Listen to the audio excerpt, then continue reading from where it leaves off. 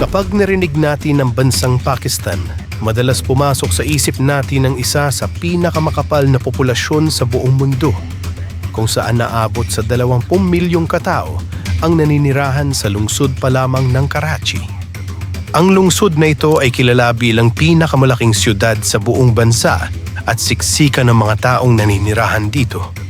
Ngunit sa kabila ng malawak at maalikabok na lungsod na ito, hindi mo aakalain na may itinatago pala itong bahid ng matinding kahirapan, kawalan ng maayos na sistema at napakalalim na kasaysayan. Ito ang Orangey Town, ang kinikilalang pinakamalaking slum o squatter sa buong planeta. Ano ang nangyari sa mga tao dito? Bakit humantong sa punto na kahit ang mga bata ay kailangang magbanat ng buto? At bakit tila naging tambakan ito ng mga basurang galing sa ibang bansa sa Europa at Amerika? Tara, sama-sama nating saliksikin. Pero bago tayo mag-umpisa, ay kung bago ka pa lamang sa aking channel at gusto mong lumago pa ang iyong kaalaman, ay maaari mo bang i-like ang video na ito at mag-subscribe ka na rin para lagi kang updated sa mga susunod nating saliksik videos. Kilala ang Orangey Town bilang pinakamalaking slum sa mundo, kung saan tinatayang nasa pagitan ng 1 hanggang 2 milyong tao ang nagsisiksikan sa isang napakalawak na komunidad. Kumbaga sa Pilipinas, ito ay maihahalin tulad sa ating mga squatter area. Ngulit ang sakop nito ay halos hindi mo na matanaw kung saan nagtatapos ang mga kabahayan dahil sa tindi ng polusyon at kapal ng populasyon. Para makapasok sa makipot, maalikabok at masalimuot nitong mga eskinita, ang pinakamabisang paraan ay ang pagsakay sa motorsiklo papunta sa mismong hangganan nito. Sa pagpasok mo pa lamang matapos yung isang napakaalikabok na biyahe, sasalubong na sa iyo ang malawak at tila walang hanggang pamilihan sa ilalim ng mga malalaking turay, puno ng alikabok mula sa mga kalsada at walang humpay na galaw ng mga tao, kung saan sinusunog pa ang mga basura sa tabi ng daan at dumadaan ang mga lokal na school bus. Dito, normal ang mga nakakagulat at nakakadurog pusong eksena. Taliwas sa matatanda sa Kamagasaki ng Japan na palaboy-laboy sa lansangan, ang kalunos-lunos na realidad dito ay ang normal na mabibigat na trabaho para sa mga kabataan. Isang masakit na halimbawa ay ang isang 13 taong gulang na batang lalaki na nagtatrabaho ng bukong araw mula 10:00 ng umaga hanggang 9:00 ng gabi. Ang kanyang pangunahing trabaho ay ang maghihiwalay ng mga atay ng manok, isang gawaing sinimulan niya noong siya ay 8 taong gulang pa lamang. Dahil sa matimbing kahirapan sa Pakistan at kapalpakan ng sistema ng edukasyon, maraming bata ang hindi nakakatanggap ng sapat na pag-aaral. Wala silang ibang pagpipilian kundi ang magtrabaho sa napakamurang edad para lamang may makain ang kanilang pamilya, kung saan bawat miyembro ay obligadong kumita para makaraos. Ang populasyon ay napakalaki at napakasiksik, kaya naman imposibleng makontrol o ma-regulate ng mga otoridad ang ganitong mga sitwasyon, dahilan para maraming mga kabataan ang tuluyang mapabayaan at lumusot sa butas ng batas. Dagdag pa sa mga problema sa lugar na ito ay ang iba't ibang uri ng adiksyon. Halimbawa na lamang ay ang pagmuya ng betel nut na may halong pulbos at tabako, isang uri ng stimulant na sikat dito, ngulit nagpapaitim ng kanilang mga ngipin at sa katunayan ay iligal sa buong Pakistan. Pero bakit nga ba nangyari ito sa Orangey? Para mas maunawaan natin ang kasalukuyang sitwasyon, balikan natin ang dating buhay ng lugar na ito. Ang Orangey Town ay hindi palaging ganito kasiksik, kalaki at maunlad ang istruktura. Nagsimula ito maraming dekada na ang nakalipas bilang mga simpleng informal na barong-barong sa isang rural na lugar.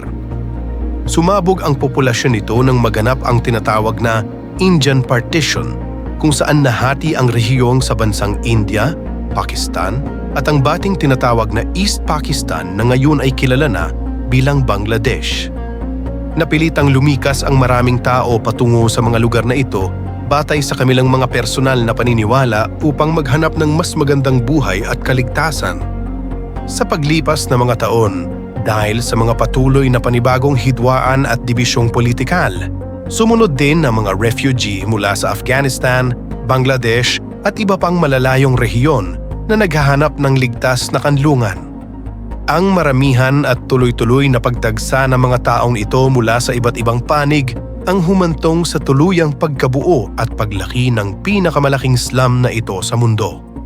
Upang makasabay sa pagdami ng tao at magkaroon ng daan papasok sa Orangi Town, noong taong 1998 ay napilitan silang hatiin ng isang buong bundok para makagawa ng kalsada. Sa kabila ng pagiging slum, nagkaroon din ito ng mga pag-unlad sa infrastruktura at mga gusali sa pagdaan ng panahon, kabilang na ang mga makinang nagbobomba ng supply ng tubig sa paligid ng komunidad. Kagaya ng Kamagasaki na nagkaroon ng sarili nitong sistema ng pagtatrabaho, ang malaking bahagi ng ekonomiya ng Orangi ay umiikot sa pagre-recycle, pag-aayos at pagbebenta ng mga gamit na napulot o binili. Makikita rito ang mga taong gumagawa ng mga kama mula sa mga lumang recycled na frame kung saan tinatahi nila ito ng patagilid at inaabot ng 2 oras bago makatapos ng isang piraso.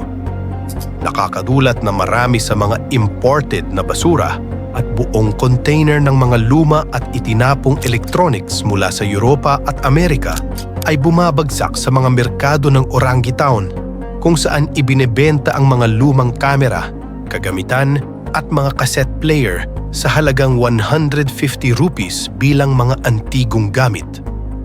Dito rin matatagpuan ang malaking gawaan ng mga mekaniko na nagkukumpuni ng mga sasakyan sa ilalim ng tulay dahil sa matinding init sa Karachi, pati na rin ang bentahan ng mga water pump at generator.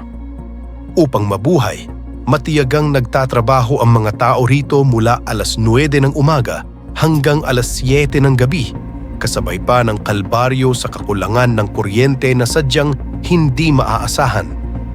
Madalas na nawawalan ng kuryente rito ng hanggang 10 oras sa isang araw, kaya naman nangangailangan ng mga residente ng mga generator at voltage stabilizer upang maiwasan ang pagsabog ng kanilang mga kagamitan sa tuwing bigla ang bumabalik ang malakas na boltahe ng kuryente. At kung may madilim na nakaraan ng Kamagasaki dahil sa pagbagsak na ekonomiya, ang Orangi Town naman ay nakaranas ng matinding karahasan. May isang lugar dito na tinatawag na Kati Pahari na 5 minuto lamang ang layo kung nakamotorsiklo na nagkaroon ng kilabot na reputasyon sa buong Karachi. Ayon sa mga residente, lalo na noong mga taong 2008 at 2009, ang mga gusali at kalye rito ay pinamumugaran ng mga malulupit na sindikato, mga nagbebenta ng droga at mga terorista na nagmula pa sa ibang bansa tulad ng India at Bangladesh. Gumagana sila bilang isang mafia na sa pilitang nangungutong at nagpapasara ng kabuhayan sa mga taong hindi magbabayad na nagdulot ng labis na takot at panganib sa komunidad. Ngunit ang madilim na kabanatang ito ay winakasan ng gobyerno. Dumating ang puwersa ng mga ranger, isang uri ng pinaghalong pulisiya at militar ng syudad, at nagkaroon ng malawakang operasyon upang labanan at tuluyang mapatalsik ang mga sindikato. Ginamit ng mga awtoridad ang isang puting gusali sa itaas ng burol bilang himpilan upang bantayan ang lahat ng galaw sa ibaba noong panahong napakadelikado pa ng lugar. Sa kasalukuyan, inabandona na ang himpilang ito dahil pagod na ang mga sindikato, patay na ang mga kriminal at tuluyan nang napuksa ang banta. Dahil dito, para sa mga dayuhan man o lokal, pakiramdam nila ay labis na ligtas na ang paglalakad sa lugar at wala na silang nararamdamang anumang panganib sa kasalukuyan.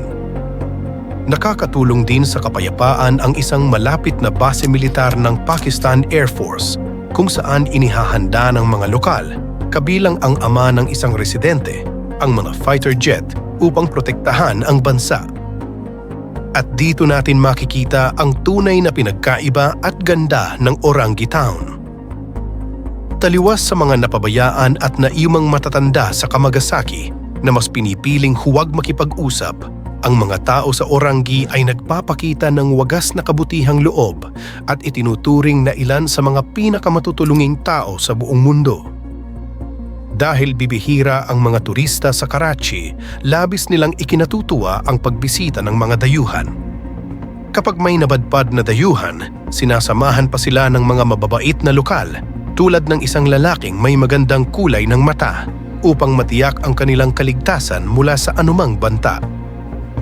Bukal sa loob nilang inaalok ang kanilang mainit na tsaa, nagbibigay libreng produkto mula sa kanilang mga pininda at nag-aalok ng mga supot ng biryani rice at malinis na tubig nang walang hinihinging kapalit. Ang Orangi Town ay hindi lamang kwento ng matinding kahirapan o isang simpleng pamagat ng pinakamalaking slum sa mundo na tila walang katapusang dagat ng mga bubong at alikabok. Ito ay isang lungsod sa loob ng isang lungsod na dumaan sa matinding pagsubok. Mula sa madugong pagkakaligtas nila sa marahas na hawak ng mga gang at terorista na nanhinikil sa kanilang kabuhayan, hanggang sa walang sawang pagsisikap ng bawat miyembro ng pamilya na mabuhay mula sa pagre-recycle ng mga itinapong basurang galing sa mga bansa sa Europa at Amerika. Makikita rito ang kahanga-hangang determinasyon ng mga tao na patuloy na bumangon. Ito ay nagsisilbing isang napakalakas na paalala na kahit sa pinakamasikip, pinakamaalikabok at pinakamahirap na lugar sa buong planeta kung saan nakakaligtaan na ng edukasyon ang mga kabataan, mamamayagpag pa rin ang pag-asa, malakas na pananampalataya at isang napakainit na pagtanggap na hinding-hindi mo malilimutan. Maraming salamat sa panonood at magkita-kita ulit tayo sa mga susunod kong video. Ako si Mr. Saliksik. Sa bawat kwento at kaalaman ay huwag nating kalimutang magsaliksik.